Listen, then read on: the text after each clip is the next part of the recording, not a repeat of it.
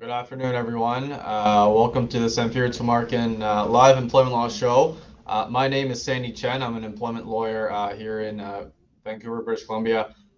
Sorry to everybody, I'm a little bit late. I was having technical issues, but I am here now, and I'll be here for the next 28 minutes. And so, for viewers who have seen this before, or for any new viewers, I'm just here answering or trying to give general legal advice to people who have issues at work. Any sort of issues at work, whether it's with your boss, whether with a coworker, if you've been let go, if you're being bullied at work. That is what I do day in and day out, is deal with employment issues. So for anybody that wants to ask a question, all you do is type it into the text box in front of you there. I obviously can't see you, but if you type it in there, I'll be able to see it on my screen, and I'll try to do my best to answer all questions related to employment law for the next half an hour or so. So for anybody here from other provinces, employment law is a bit different. Each province has different legislation, and each provincial government has acted differently in response to COVID and what they've done to rules in the workplace. So if you're from Ontario, if you're from Alberta, my colleagues are on here other days. We have these every week, so I'll try my best to give you some general answers if you're not in BC. But again, my colleagues from Ontario and Alberta will be on here if you have questions. So, as everybody knows, we're still in BC. There's still restrictions. There's still a lot of restrictions on us. I don't know if they've announced when they're going to be over. I've been getting a lot of questions and calls from people since last August, maybe September, regarding one of the most popular issues of our day, mandatory vaccination questions, or sorry, policies, I should say, in the workplace, and they've become pretty prevalent in my practice, at least, because that's been a lot of the questions that have been coming in. So if anybody has any issues with that, please feel free to ask. And we've got our first question so far. And sorry, I can't read your name, but I see your question. Can you together sue the provincial government and cities? I guess my question to you is what's the give me more details as to the facts of what's going on and what you're trying to sue them for, and maybe I can help you answer that question. And sorry if I can't. Your name's just coming up as symbols to me, so I don't know who asked that one. Yeah, so the issue of COVID vaccinations in the workplace have been, and I've for anybody that's come to my Facebook live shows before, I've talked about it at length in previous shows. So if you want to watch those, there'll be some good information on there. If you want to also go to our website, employmentlawyer.ca, there's a lot of blogs on that issue, right? And mandatory vaccinations in the workplace. But if you have any specific questions, you can ask me on here. And if I can't answer today, please visit our website or come back to my colleague Dan is having a show, I believe, tomorrow as well. Okay, so we've got more questions. Hamid asks, worked as a contract employee for about 6 months before you were transitioned to a permanent employee for the same employer. Hamid, so I got the first part of your question, but if you want to finish that, I can't seem to read the second part. All I see is a ... Okay, Peter asks, if you're let go for refusing to participate in COVID daily testing, is this case eligible for severance pay? Yeah, Peter, that's a good question. So obviously your case is different than the cases where the employer has said you have to get the vaccination, right? Your case is just testing. So, and Peter, I think that if you watch my previous shows, and anybody who has will probably maybe just you don't have to hear this for the next few minutes. But my explanation to Peter is it really depends on the nature of your workplace. If you look at the spectrum, as to what's reasonable for an employer to require, right? Obviously, in my view, and I think in most people's views, testing is more reasonable than vaccination, right? Because vaccination is it's a medical procedure. Testing is seen, I think, in the eyes of the law, or as will be seen in cases that'll eventually go in front of a judge. I think testing will be reasonable, right? And depending on your workplace, if you're let go for not testing, there is certainly a case to be made that you should get severance, right? The most obvious case that I can think of, or I say obvious, but to me, if you're, and this is an example you might hear from other people as well, but if you're in a workplace that hasn't had any outbreaks, you're in an office environment, you're the only one in the office, or maybe you work remotely, right, or something like that.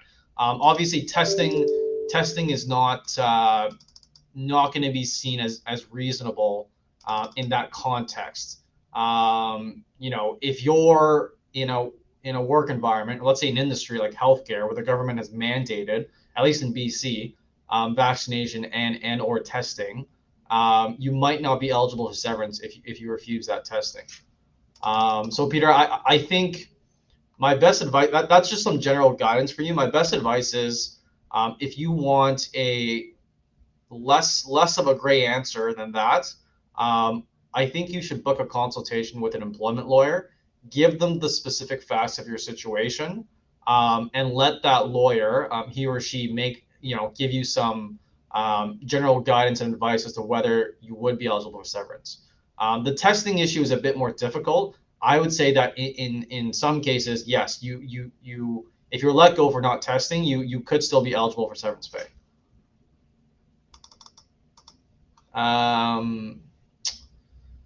So, Son, I just got the second part of your question. So you were saying about suing the provincial government and the municipalities for enforcing mandatory vaccination and losing pay due to close contact quarantine or positive COVID-19 results. Yeah, so I mean, you can't. So I guess it goes back to my answer to Peter, the mandatory vaccination question. There's a whole bunch of factors as to whether you could sue for severance. And obviously in BC, there's legislation covering the government, right? And so if you're a public sector employee in BC, or even if you're a federally governmented employee, there's different legislation that applies to you that might prevent you from suing. In terms of the quarantine and the COVID-19 results, I mean, if you have COVID, and it's a result of a workplace, something you happen at work, you could try to claim for WorkSafe benefits, right? So lost earnings. But if it happened outside of work, right, then you might be out of luck, except for the fact that BC has recently implemented the 3 days of paid sick days. I hope I got that right. I think it's 3, but it's either 2 or 3. It was implemented very recently. So, Son, I hope that answer helps. If you got COVID at work, you could claim WorkSafe. If it's reasons outside of work, you do have those paid sick days under the Employment Standards Act. Your employer might also have given you paid sick days under their individual policies.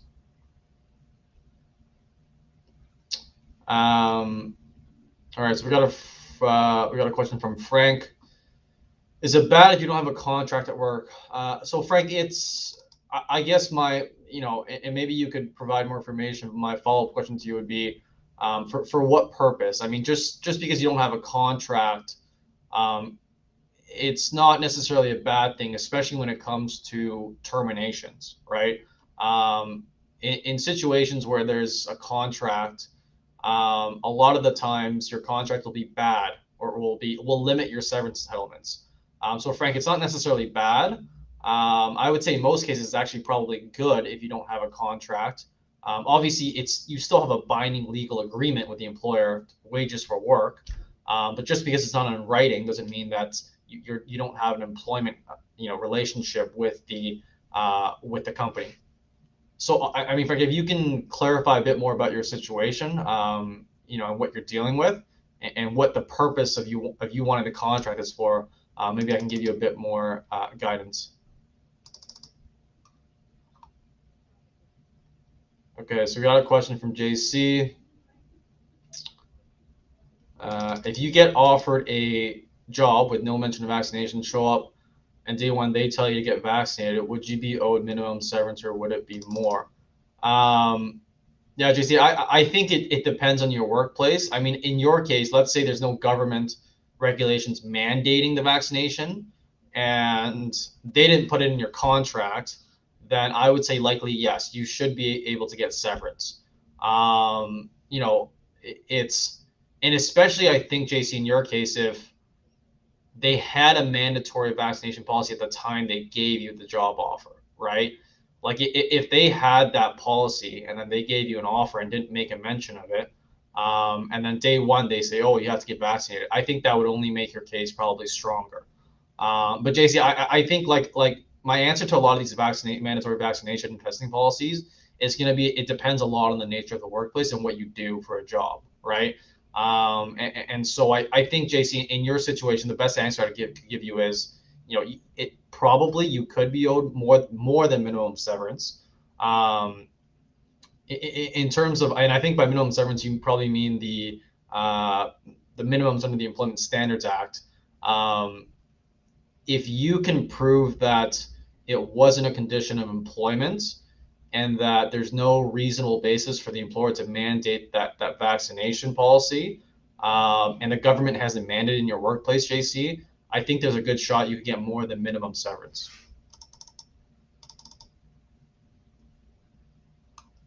Okay. So Hamed, I'm just getting your follow-up question now. You're asking, so let me just go back to the first part of your question. So you worked as a contract employee 6 months, you transitioned to permanent, same employer. Okay. Your tenure as a contract employee count towards eligibility for 2 weeks vacation time after 1 year of employment with the same employer. Which province are you in? So in BC, for the purposes of common law, right? There is a case that I forget how long the person was actually on contract for, but there is a case that it does count towards your length of service for determining your common law severance entitlements.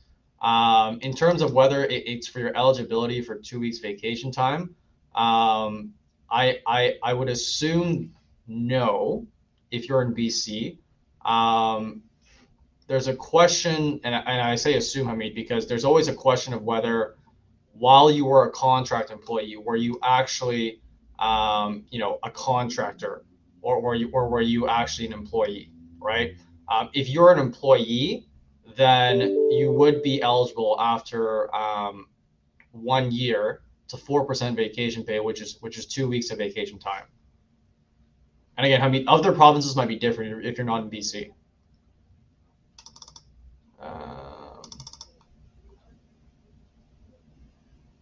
So G asks, do you help get EI coding changed if you're let go for not vaccinating? G, I mean, I have helped. That's not my main practice. I have helped some clients with that. I'm happy to report that some of my clients have had success. Maybe not necessarily getting the EI code change, but getting EI benefits, even if they are let go for not being vaccinated.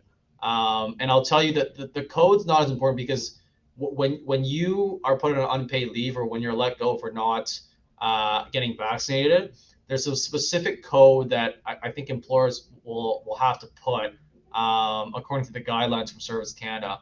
And once the employer puts that code, the EI officer will have questions for you, right? They might interview you, and they'll say, okay, hey, what happened here, right? Like, give me some context behind why you didn't want to get vaccinated. And then they might go interview someone from the company and get the situation on there. And I think in the cases where my clients have been successful in getting EI, despite the code that was put on the record of employment, they've been able to successfully convince the Service Canada agent that, it wasn't necessary or reasonable for the employer to mandate this vaccination policy, right? So I think that's the hurdle there, is convincing an agent, what the context was for not for choosing not to get the vaccination at your specific workplace.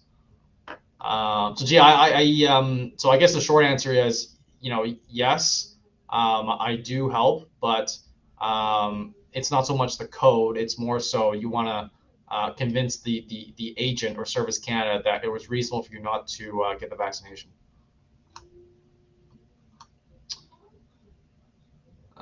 Okay, so I've got JC, your follow-up question. JC, so I think you've asked this before. Maybe it was someone else, but I got this question last time too, and I think my answer was, so your question is, government mandate is overturned. Would the employer be obligated to compensate the employee? No, the employer would not be. And the second part of your question is, and later recoup damages from the government, or would the government have to pay employees directly?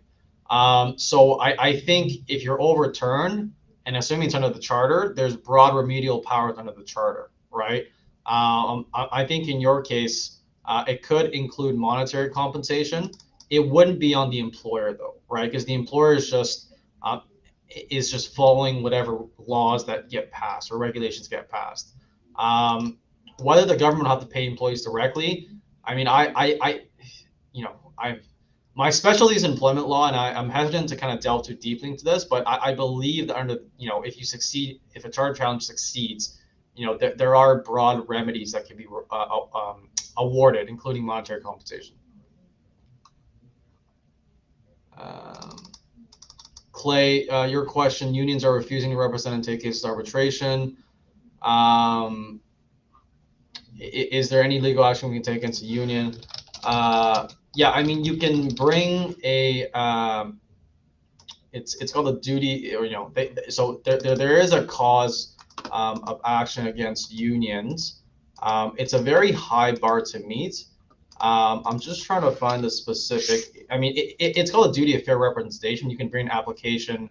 It's not a legal action, but you can bring an application against the union to say that they haven't fairly represented you. I know that those cases are very difficult. I've alluded to them before. I don't actually do those types of cases, Clay, because I operate in the employment law world. I don't deal too much with the unionized context, but I know there is something you can do, but I know it's a very high legal bar to make the union or to prove that the union was unfair in the representation. So JC, you're saying there's no government mandates in my case, but you're curious.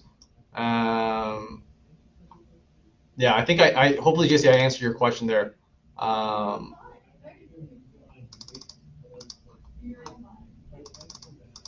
So Clay, you're saying go to the, yeah. So Clay, I mean, Clay, for the unions, it's a tough case, right? I know that, and I'm sure you've read the stories too, but there's been applications brought against unions, and as far as I know, for failing to, or no, for refusing to take the vaccination cases to arbitration. I haven't heard of one that succeeded, and I know that there's been, at least this past 2 weeks, I know there's been, I've read quite a few of them, and they have not succeeded because they're difficult cases. Okay, guys, so I think hopefully I got through all the questions there. I'm not seeing any more for now. If anybody else wants to jump in, I would take advantage, because you're basically, I wouldn't call it free legal advice, I call it free general legal guidance. I know the vaccination topic is very popular these days. I've been talking about it for the last 3 months. I have to apologize a little bit, because I know that people want a black and white answer on here. It's difficult for me to do that, because each workplace is so different. I think for those that are watching that are curious about the vaccination or the testing question, the first thing you look at is there a government mandate covering your job, right? And then after that, if the answer is no, then I think the only way you might get a really good answer is to go see an employment lawyer. I think it's so hard to talk about in the abstract because your specific workplace is probably different than, it is different than all the other ones, right? And your job matters too. If you're in a role where, you have to go visit customers, right? And customers have a vaccination policy, at their physical premises where you have to go. That's obviously a different situation than if you're just working in an office every day, 5 days a week, right? Because in that situation, if you have to go visit, if your whole job is visiting places where you have to be vaccinated to get into, that's a much tougher case to make. All right, so I think I got more questions here. So Maverick asks, your company wants to know your vax status. You have to, the March 1st deadline. Do I need to give them this info or not? Maverick, I mean, that's, in normal circumstances, that's private medical information, right? And I'm not sure if you've been on this entire time, Maverick, for this show for the past 22 minutes. And I apologize if I'm giving you the same kind of generic answer, but the vaccination status is similar to the issue of the vaccines, right? Me sitting here in my office now, I wouldn't think it's reasonable for an employer to ask me for my vaccination status, right? Like, why do they need to know? If you're, and the other opposite, Maverick, is if you're a teacher, right? I think, teachers there's legislation saying teachers have to disclose their status if they're asked. So you see the different ends of the spectrum there, Maverick. In your case, it's if you want a more than a generic, gray answer from me, I think you're going to have to seek a consultation and provide more details as your situation. It's, if you don't give it to them, they're going to assume you're unvaccinated anyways, right, Maverick? And so whether you need to give it to them or not, I think I don't think I could give you that answer, a definite answer on here, unfortunately. So Lou asks, oh, Maverick, you're saying you're working remotely. Yeah, I don't see why they need your vaccination status, Maverick, unless there's some, some legislation, like the teachers, for example, saying you have to disclose status if you're asked, right? I'd be curious I mean, I don't know if a term of your employment is that you're working remotely or if it's just a temporary thing, but maybe they want to know because they want to bring people back to the office. So I don't know. Those are the kind of the other factors at play here. So Lou asks, you're on a leave of absence because you're not vaccinated. How long can they keep you on a leave of absence? Yeah, Lou, that's a good question, and I think you have to look at it from. I think you have to look at it from another way. Rather than ask how long can they keep you on a leave of absence, you have to start at the beginning of your leave of absence, whether that leave of absence was legal or not, right? So on day one, or as soon as they tell you they're going to put you on a leave of absence, they being the company, obviously, that leave of absence, there's only two ways to look at it, right? It's either legal, meaning the employer had the right to do that, or it's illegal, meaning the employer did not have the right to do that. So the answer to your question, Lou, is, you look back to when they first put you on leave. Was that permitted under the law, right? And if the answer is no, then the answer to your question is they can't keep you on a leave of absence, as even for a day. If the answer is yes, then I'm sure there's other factors at play giving your company the right to keep you on a leave of absence. Could be legislation. I don't know. Could be your agreement. If you agree to be on a leave of absence because you're not vaccinated for whatever reason, that could be something else that comes into play. So I think, Lou, if you don't want, my advice to you, if you don't want to be on a leave of absence anymore, and you're interested in getting severance pay, talk to an employment lawyer about whether that's possible in your case, right? Don't just stay on the leave of absence indefinitely, because you're just sitting there and you're not, unless the pandemic magically goes away, in the next however many months or whenever, you might be on a leave of absence until the pandemic's over. So I think if you don't want to be on leave of absence anymore and you want to just look for a new job or get some severance pay, talk to an employment lawyer to see what they can do for you. In your situation, I've dealt with unfortunately a lot of people similar to your situation, and the people who come talk to me have, I think, already made the decision that maybe the leave of absence has gone to be a bit too long, where they don't want to accept it, and they just want severance, right? And the legal term for someone in your situation, if you want severance, Lou, it's called a constructive dismissal, because typically, and I say typically, and just in the general sense, an employer can't put someone on an unpaid leave. Unilaterally make that decision without getting the employee's consent. Um, okay, JC, you've got a follow-up question. You come back to the office, you get laid off due to lack of work or vac status after being off for motor vehicle accidents or work-safe injuries. Not having enough hours for EI, is there a way to qualify? That's a good question, JC. I don't 100% know. I think no. I don't think there's actually a way to qualify, because I've had clients who've been let go after mat leave, and they haven't had enough hours, so they don't qualify for the regular benefits. I could be wrong, JC. I don't look at the EI legislation, frankly, as much as other stuff. But my I suspect no. But don't get legal advice as to that question. I would talk to someone about that just to be sure. So last question from Polly. Polly works for a very large organization. You're off on sick leave. You're not able to do the same job previously due to depression, anxiety. If they don't permanently accommodate you, even at reduced pay, do I have? Polly, yes. You should. Do you have a human rights case?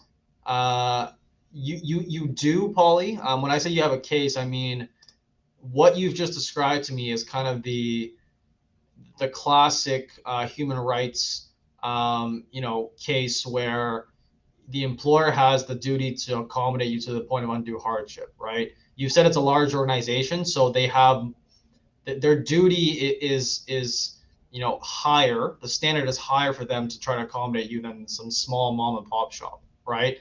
So Paul, and in your situation, talk to an employment lawyer. And I know I've said that a lot today, but these are big life decisions because it comes to your job, right? So before you make major life decisions, talk to someone who can actually give you that guidance for your specific situation. Paulie, I can just tell you by just reading what you've written there, that brief summary, the employer has a duty to accommodate you. And if they're a large organization, they're going to have to try harder than a small business. And I'd be interested to see what the specifics are of your case, what they're offering you, or if they're just saying we're not going to do anything for you at all, right? That's obviously that to me is a clear violation. If they're saying we don't care, here's your job back, no accommodations, right? That seems to me like a pretty strong case for discrimination. So Luca, I'll answer your last question, then I gotta jump off here, but I'll be back in 2 weeks. Can your employer call you back eventually after leave of absence? I like my job, but you're non-vax. They can, Lou, they can call you back, but you don't know when and if, right? If you want to take that risk, obviously that's your personal choice to make. And maybe that's something you can communicate with the company is if you're okay with being on leave of absence, you can ask them if there's a chance they'll eventually call you back. My concern for you, Lou, is if you wait on the leave of absence too long, there could be an argument by the employer to say that you've essentially accepted the leave of absence, right? It's more nuanced than that, but there is a risk there. But yeah, you can certainly just wait it out if that's what you want to do. Okay, guys. So thanks everyone for joining. I am back in 2 weeks, and hopefully I got to everyone's questions. And yeah, I think general advice: if you're making a big life decision, I mean, it has to do with your job. Talk to an employment lawyer. Don't just go by what I'm giving in terms of general guidance here to make your decisions. Talk to the employment lawyer before you make that big decision in your life. Okay, thanks guys, and hope everybody has a good weekend.